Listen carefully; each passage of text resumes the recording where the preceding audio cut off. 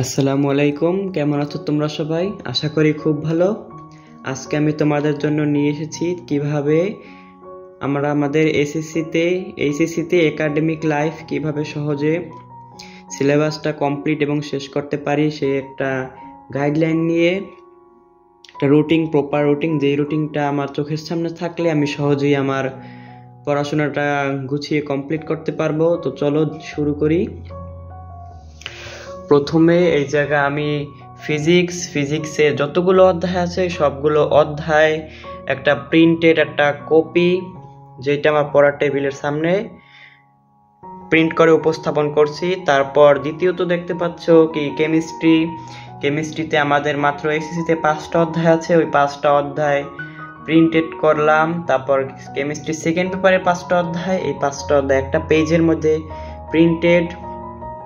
তারপর higher math একটা পেজে, হায়ার ম্যাথ ফার্স্ট পেপার, তারপর হায়ার ম্যাথ সেকেন্ড পেপার, এবং প্রত্যেকটা অধ্যায়ের সামনে একটা করে টিক মার্কসের জন্য দেওয়ার জন্য টিক মার্ক বক্স খালি রাখছি।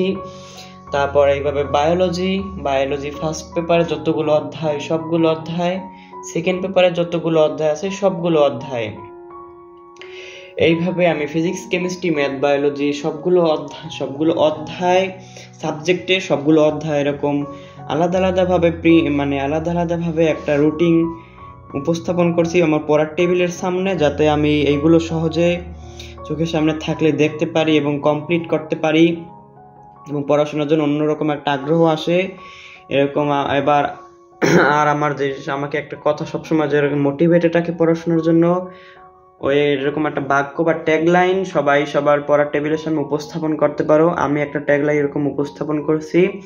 আমি এই জায়গায় আমার কত মাস আমার এইচএসসি লাইফের শুরু থেকে শেষ পর্যন্ত কতগুলো মাস আছে, ওই সবগুলো মাস এই জায়গায় আমি এক এক করে লিখছি।